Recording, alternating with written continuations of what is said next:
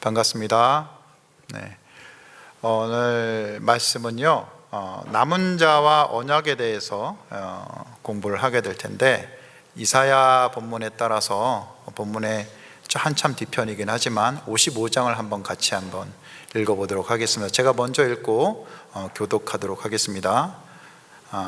읽겠습니다. 오호라, 너희 모든 목마른 자들아, 물로 나오라. 돈 없는 자도 오라. 너희는 와서 사 먹되 돈 없이 값 없이 와서 포도주와 젖을 사라. 너희가 어찌하여 양식이 아닌 것을 위하여 은을 달아주며 배부르게 하지 못할 것을 위하여 수고하느냐. 내게 듣고 들을지어다. 그리하면 너희가 좋은 것을 먹을 것이며 너희 자신들이 기름진 것으로 즐거움을 얻으리라. 너희는 귀를 기울이고 내게로 나와 들으라. 그리하면 너희의 영혼이 살리라. 내가 너희를 위하여 영원한 언약을 맺으리니 곧 다윗에게 허락한 확실한 은혜이니라. 보라, 내가 그를 만민에게 증인으로 세웠고 만민의 인도자와 명령자로 삼았나니, 보라, 내가 알지 못하는 나라를 내가 부를 것이며 너를 알지 못하는 나라가 내게로 달려올 것은 여호와 내 하나님 곧 이스라엘의 거룩하신 이로 말미암음이니라. 이는 그가 너를 영화롭게 하였느니라. 너희는 여호와를 만날 만한 때에 찾으라. 가까이 계실 때에 그를 부르라. 악인은 그의 길을, 불의한 자는 그의 생각을 버리고 여호와께로 돌아오라. 그리하면 그가 긍휼히 여기시리라. 우리 하나님께로 돌아오라. 그가 너희를 용서하시리라. 이는 내 생각이 너희 생각과 다르며 내 길은 너희의 길과 다름이니라. 여호와의 말씀이니라. 이는 하늘이 땅보다 높음 같이 내 길은 너희 길보다 높으며 내 생각은 너희 생각보다 높음이니라. 이는 비와 눈이 하늘로부터 내려서 그리로 되돌아가지 아니하고 땅을 적셔서 소출이 나게 하며 땅이 싹이 나게 하며 파종하는 자에게는 종자를 주며 먹는 자에게는 양식을 준 것 같이 내 입에서 나가는 말도 이와 같이 헛되이 내게로 되돌아오지 아니하고 나의 기뻐하는 뜻을 이루며 내가 보낸 일의 형통함이니라. 너희는 기쁨으로 나아가며 평안히 인도함을 받을 것이요 산들과 언덕들이 너희 앞에 노래를 바라고 들의 모든 나무가 손뼉을 지켰으며 같이 했습니다. 잣나무는 가시나무를 대신하며 화석나무는 찔레를 대신하여 날 것이라. 이것이 여호와의 기념이 되며 영영한 표징이 되어 끊어지지 아니하리라. 아멘. 오늘 55장 다 읽었는데 오늘 말씀은 남은 자와 언약에 대한 부분입니다. 오늘 설교에서는 이사야를 이해하는데 핵심 개념이 남은 자와 언약이 있는데 거기에 대해서 잠깐 공부하고 본문을 보려고 하는데요. 사실 남은 자와 언약이 신학적 개념이라고 하면 좀 어려워 보이죠.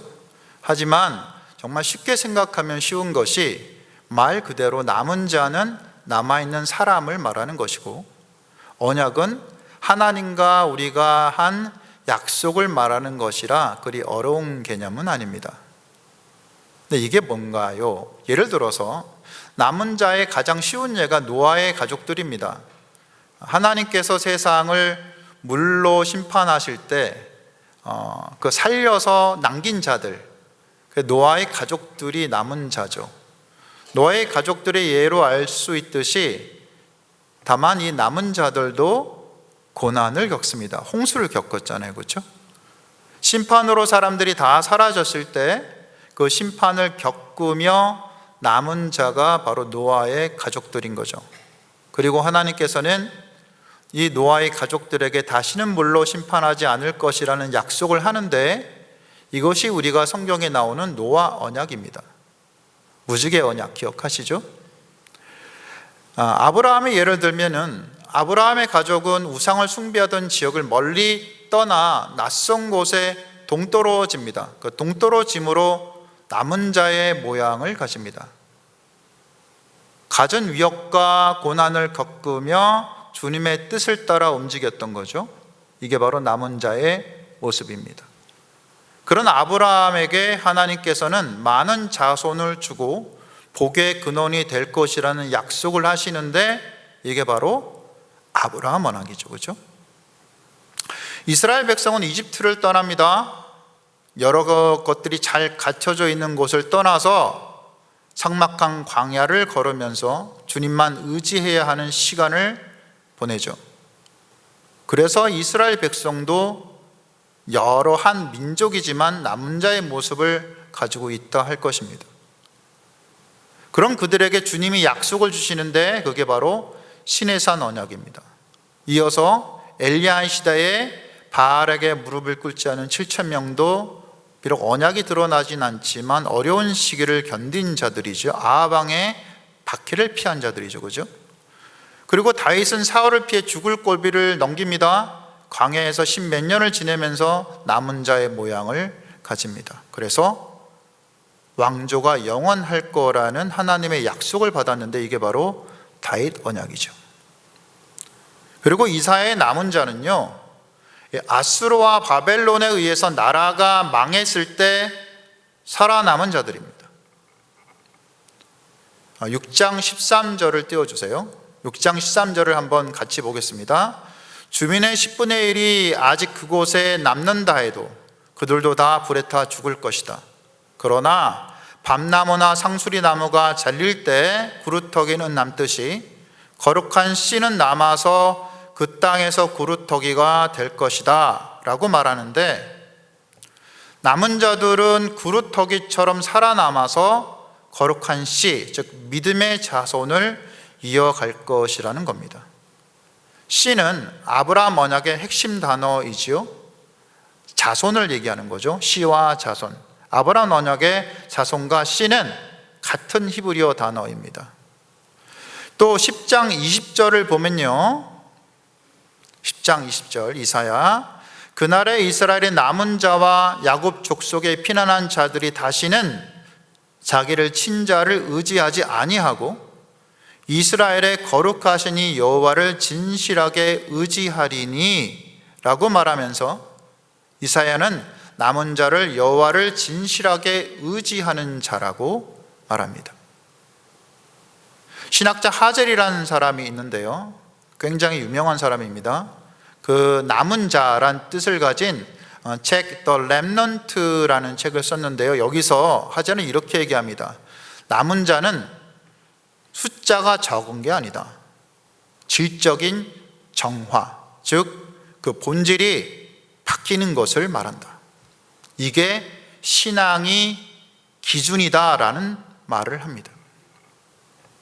여기서 우리가 고민해야 할 것은 하나님께서 언약을 지키시는 방법입니다. 예를 들어 시내산 언약은요, 말씀에 순종하는 자는 복을 받고 불순종하는 자는 저주를 받는다는 조건적 언약이 있지요. 그래서 이스라엘 백성이 죽고 포로가 되는 처지에 놓여도 되는데요, 다윗 언약은 반대입니다. 하나님께서 다윗에게 이 너희 다윗 왕조가 영원할 거라는 무조건적 언약을 얘기하고 있습니다. 그래서 유다는 망해서는 안 되었던 거죠. 근데 망했잖아요. 여기에 뭐가 있습니까? 모순이 있죠. 이 모순을 두고 하나님께서 택하신 방법이 뭐냐면, 고난을 겪고 견딘 일부의 사람들을 남겨서 그분의 언약을 이어가게 하는 겁니다. 이게 바로 남은 자이죠. 렘넌트. 그래서 언약과 남은 자의 개념은 뗄래야 뗄 수 없는 그러한 관계를 가지고 있는 겁니다. 여기까지 기본 개념을 알았으니까 오늘 55장 1절을 한번 살펴보겠습니다. 1절 한번 띄워주세요.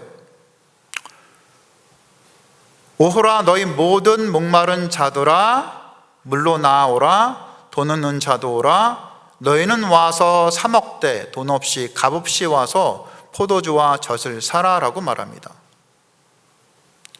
하나님께서는 목마른 사람들에게 물을 먹으라고 하고 돈 없는 자들에게 포도주와 젖을 그냥 먹으라고 하시는 겁니다. 그리고 2절에 나와 있듯이 양식이 아닌 것에 은을 달아주지 말고 배부르게 하지 못할 것을 위해 수고하지 말라고 하시는 겁니다. 그러니 그저 주님의 말씀을 듣고 따르라는 거죠. 그러면 좋은 것을 먹을 것이고 기름진 것을 즐거워할 것이라는 하나님의 약속입니다. 우리가 기억해야 할 것은 당시 이스라엘 백성들이 목마른 자들이고 돈 없는 자들이었다는 거죠. 포로로 돼 있었고 나라가 사라져 있었습니다. 이사야가 이것을 선언할 당시는 예언이지만 굉장히 어지러운 시기였고, 또 이 예언을 받아들이고 이루어지는 바벨론 포로기 시기의 사람들이 이 이사야의 예언을 받았을 때는 그들 자체가 포로였죠. 그러니까 여기서 목마름은 그 어디에서도 하나님을 찾지 못하는 목마름입니다. 돈옵스는 주님께 정말 나아가지 못하는 가난함입니다. 나라가 망하고 이들에게 닥친 현실이 그랬습니다. 그래서 그들의 삶이 하나님과 함께 하지 못하는 것에 은을 주고 수고를 했다는 것인데, 이제는 주님께서 그들에게 오라고 초청하시는 겁니다. 와서 물을 마셔라. 포도주와 젖을 먹어라. 내가 너희한테 이제는 허락할 거다. 그래서 여기에 목마른 자들과 돈 없는 자들의 존재에 대한 다양한 해석이 있지만, 이사야서를 깊이 연구한 차일즈란 학자는 이 목마른 자들과 돈 없는 자들을 남은 자들로 해석합니다. 그래서 차일즈는 이 초청의 대상을 정확히 규명하기 위해서 55장을 바로 앞장인 54장과 유기적으로 연결을 하는데요, 55장의 은혜로운 초대장을 받는 실제 수신자들, 이 글을 보는 사람들이 불특정한 이스라엘의 백성들, 군중들이 아니라 53장 아시죠? 고난받는 종의 대속사역을 통해서 잉태되어서 54장의 맨 마지막 절인 17절에서 그 정체성이 확립된 새로운 영적 공동체인 여호와의 종들을 드러냅니다. 55장 1절에서 부르는 목마른 자와 돈 없는 자의 역시 단순한 물질적 빈곤층을 뜻하는 것이 아닙니다.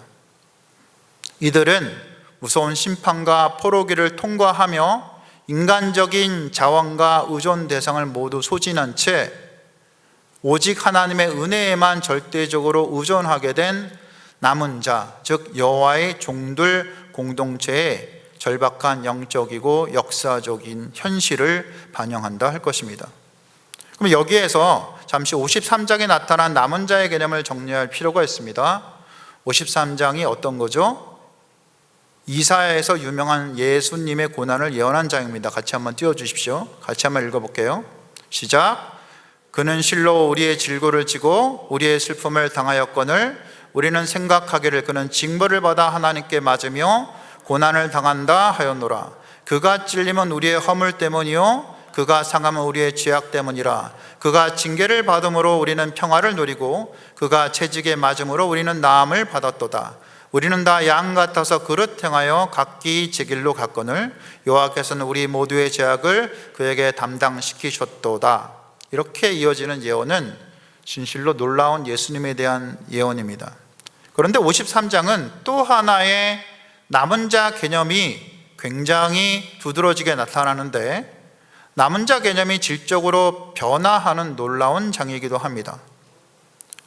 53장 이전의 남은 자는 역사적 개념인 그 심판에 따른 전쟁과 포로의 가정을 통과한 생존자들이 하나님의 주권적 보전에 의해서 언약 공동체로 형성되는 그러한 과정을 남은 자로 표현했죠. 그런데 그 남은 자는 심판을 통과하여 정화된 자들이었고, 그 핵심이 뭐냐면 하나님이 보존하신다라는 여호와의 주권적 행동에 달려 있었습니다. 그런데 53장의 남은 자의 정의에 새로운 신학적 의미가 더해지는 거죠. 종의 고난과 죽음이 공동체를 낳는다는 건데, 예를 들어서 53장 10장을 보면 굉장히 중요한 의미가 있습니다. 한번 띄워주세요. 같이 읽어보겠습니다. 시작. 여호와께서 그에게 상함을 받게 하시기를 원하사 질고를 당하게 하셨은즉 그의 영혼을 속건제물로 드리기에 이르면 그가 씨를 보게 되며 그의 날은 길 것이요 또 그의 손으로 여호와께서 기뻐하시는 때를 성취하시리로다. 자, 그럼 여기서 우리가 봐야 될 건 뭐냐면, 여기서 예수님이라고 얘기를 할 수도 있고 그 당시에 살았던 정말 고난을 받은 대상이라도 할 수가 있죠. 물론 우리는 예수님이라고 인정하면 됩니다. 그런데 여기에서 그 영혼을 속건 제물로 드려서 죄를 대신 지고 그 죄악 같은 것을 갚았단 말이죠.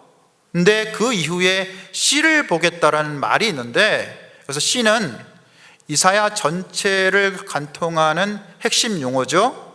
6장 13절 아까 봤지만 거룩한 씨, 그리고 아브라함의 그 언약에 따른 아브라함의 언약의 씨, 그 자손, 그 고난받는 종의 죽음을 통해 이것들이 새롭게 탄생하는 겁니다. 결정적인 신학적 구조는요, 이 속건 제물과 씨가 연결되는 건데, 속건 제물을 통해서 씨가 새롭게 탄생한다는 거죠. 예수님이 우리 죄를 대신해서 죽음으로 그 예수님의 자손이 새롭게 변형되는데, 그 남은 자의 개념이 이전에 전쟁 포로에서 있었던 그 하나님의 그 권능에 의한 남긴 자가 아니라 예수님의 죽으심과 죄갚음으로 인해서 새롭게 변형된 남은 자가 나타난다는 겁니다. 남은 자의 탄생이 이 대속적 죄를 통해 완성되었다라는 것을 이 53장은 선언하는 겁니다. 그래서 이전의 남은 자와 53장 이후의 남은 자를 구분하는 결정적 차이가 바로 예수님이 속건으로 죽으셨다는 겁니다. 우리 죄를 대신하여서 죽으셨다는 거죠. 이전에는 심판을 통과하는 생존자들이 남은 자였다면, 이제는 그 종의 대속적 고난을 통해서 태어난 자가 새로운 남은 자라는 겁니다. 이처럼 이사야 전반부인 1장에서 39장에서의 남은 자는 심판과 포로의 불시험을 통과하여서 정화된 생존자들을 말하지만, 53장 10절에 이르러 남은 자 신학은 하나의 질적 전환을 하는 겁니다. 53장 10절의 새로운 씨는 단순한 생물학적 후손이 아니라 고난받는 종의 대속적 사역으로부터 유익을 얻고 그 고난의 의미를 체화하게 된 전혀 새로운 차원의 영적 공동체를 말합니다. 이로써 심판의 생존자였던 정통적 남은 자는 이제 종의 대속적 사역을 통해서 탄생한 여호와의 종들의 이름으로 구속사를 이어가게 되는 거죠. 신학자 스위는 이렇게 말합니다. 54장 17절에 나오는 이 야훼의 종들이 바로 그 남은 자의 실체라는 거죠. 53장 17절 말씀 한번 띄워주세요. 같이 한번 읽어보겠습니다. 너를 치려고 제조된 모든 연장이 쓸모가 없을 것이라. 일어나 너를 대적하여 송수하는 모든 혀는 내게 정죄를 당하리니 이는 여호와의 종들의 기업이요 이는 그들이 내게서 얻은 공이니라. 여호와의 말씀이니라. 이 말씀을 놓고 스위니는 53장 17절 후반부에 이 종들이라고 나오죠. 다름 아닌 53장 10절에서 고난받는 종이 보게 될 의로운 씨라고 주장합니다. 즉 환난 속에서 살아남았던 역사의 생존자인 남은 자들이 53장의 무제한 종의 대속적 고난을 거쳐서 새로운 영적 생명인 의로운 씨로 잉태되고, 이들이 바로 새 시대의 언약을 이끌어갈 야훼의 종들이 된다는 거죠.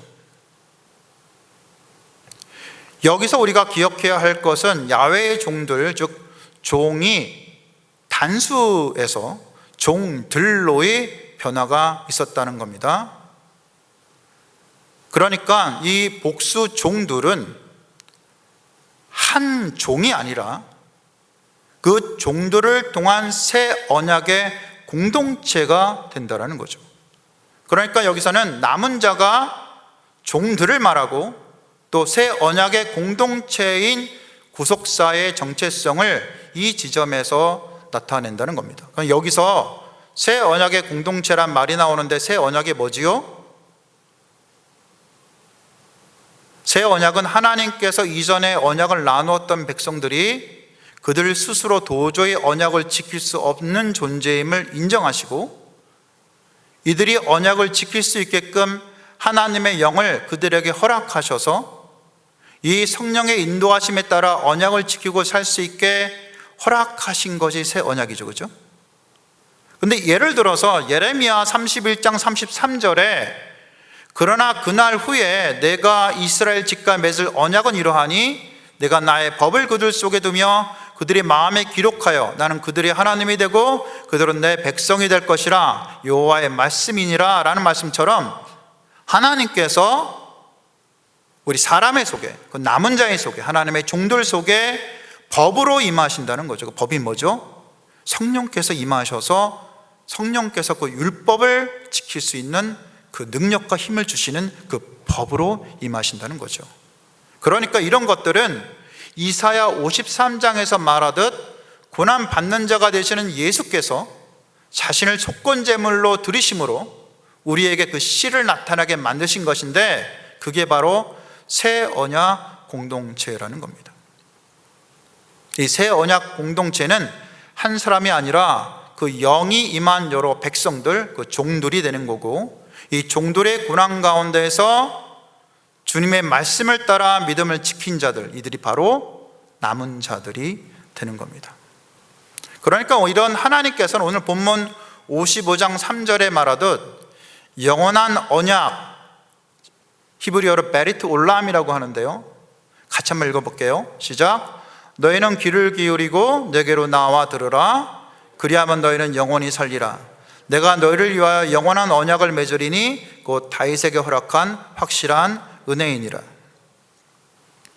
여기서 말하는 영원한 언약은 노아 언약에도 창세기 17장의 아브라함의 언약에도 다윗의 감사 찬양에도 예레미야 에스겔의 말에도 영원한 언약이란 말이 나옵니다.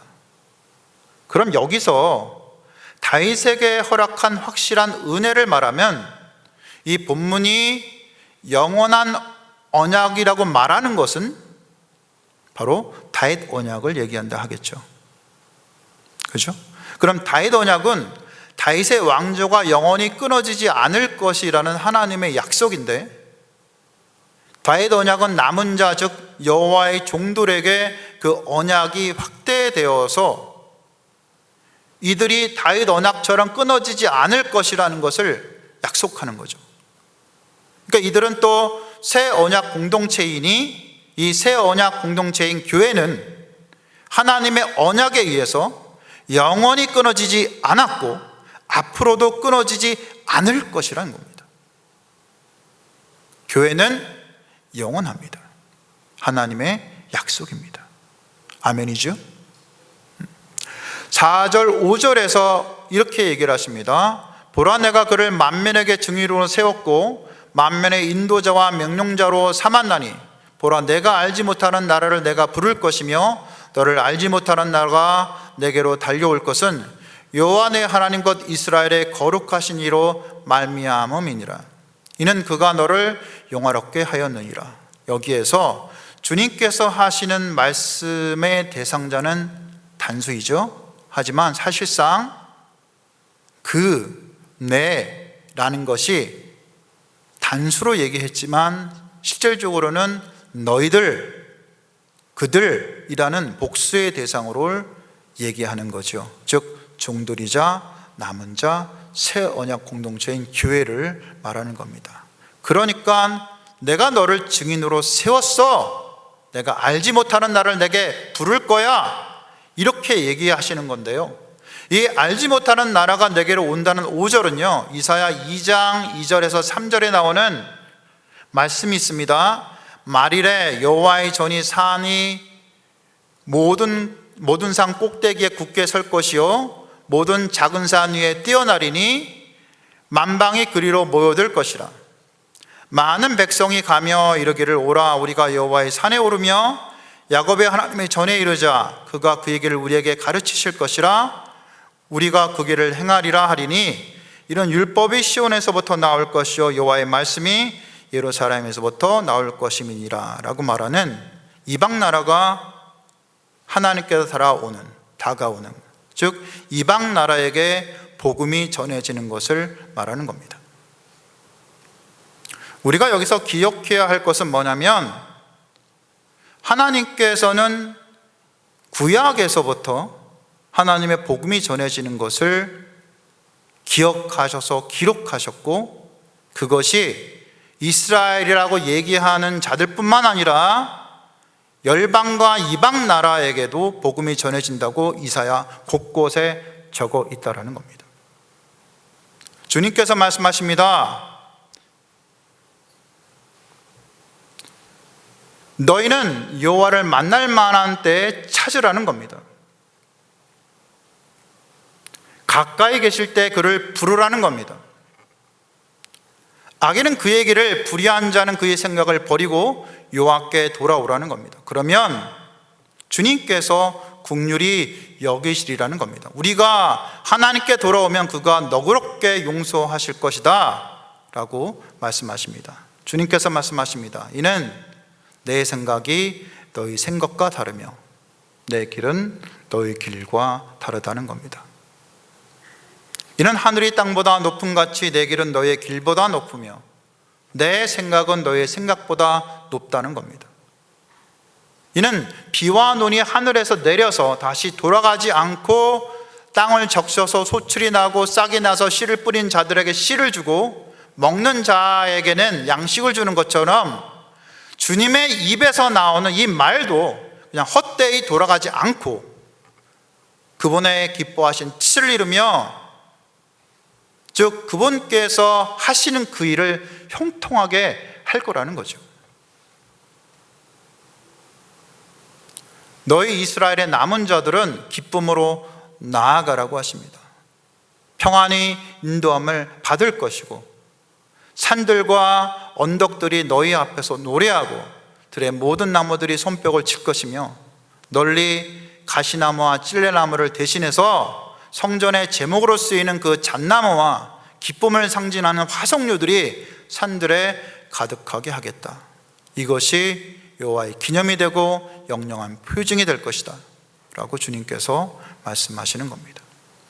이게 이사야 55장이죠. 좀 힘드셨죠? 말씀을 정리합니다. 먼저 이사야의 말씀을 생각하며 하나님이 어떤 분이신지 다시 한번 깨달았으면 합니다. 그분은 2700년 전에 한 선지자 이사야를 세우셨습니다. 그리고 그 이사야가 세워진 지 700년이 지나서 일어날 예수께서 오실 것과 그분을 통해서 남은 자이자 주님의 종들이자 새 언약의 공동체인 교회가 일어나고, 그 교회가 다윗 언약의 계승자로 영원히 언약을 이어갈 것이라고 예언하게 하신 겁니다. 즉 하나님께서는, 그 역사를 만들어 가시는 그 하나님께서는 그 역사를 하나하나 세밀하게 아주 세부적으로 만들어 가신다는 거죠. 우리가 이 역사를 만드신 그 하나님을 안다면, 그리고 그분이 우리에게 너희는 여호와를 만날 때 찾으라, 가까이 계실 때 부르라 라고 말씀하신 것을 기억한다면, 우리는 도대체 어떤 문제를 가지고 고민하고 침울해할 수 있느냐는 겁니다.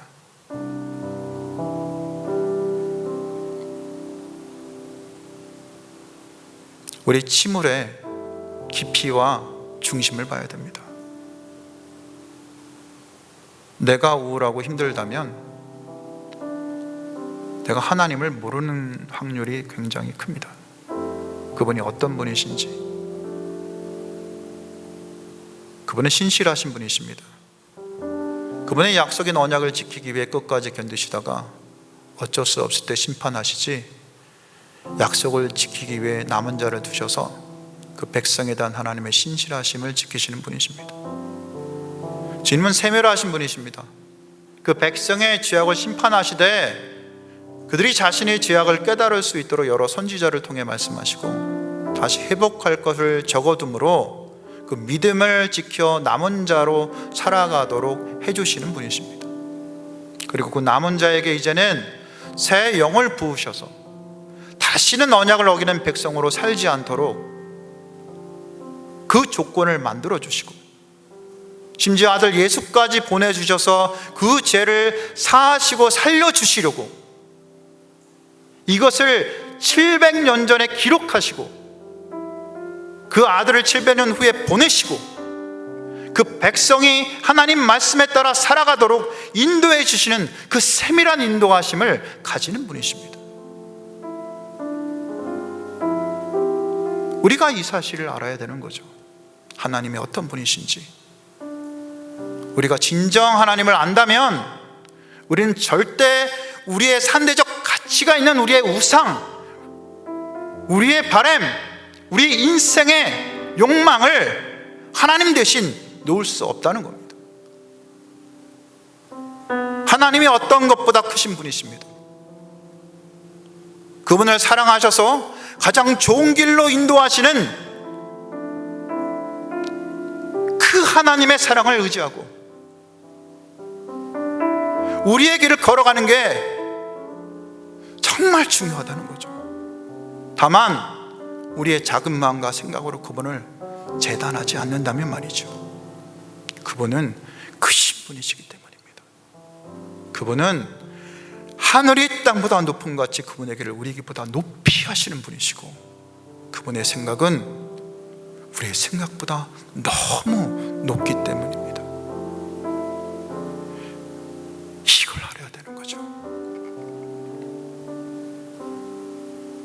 이 말씀을 들으시는 모든 분들이 하나님이 어떤 분이신지 기억했으면 합니다. 내가 가지는 문제들에 묻혀 살지 않았으면 좋겠습니다. 그분 앞에 상대적으로 어떻게 놓고 기도할 것인지, 내가 아는 그 하나님이 어떤 분이신지 기억하고 내 인생의 주관자 되시고 신실하시고 세밀하신 하나님의 인도하심과 사랑을 의지하고 그분께 나아갔으면 좋겠습니다. 먼저 말씀을 놓고 기도했으면 좋겠습니다. 하나님은 우리를 사랑하시는 분이시고 신실하시고 세밀하시며 하나하나 살리기 원하시고 너무나 사랑이 크신 분이십니다. 이런 하나님 앞에 우리의 모든 것을 내려놓고 주님을 생각하며 나아가는 시간 됐으면 좋겠습니다. 그리고 오늘은 국가 선교사를 놓고 기도하는 날입니다.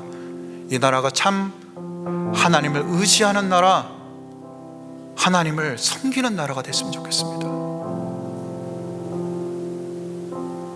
무너져가는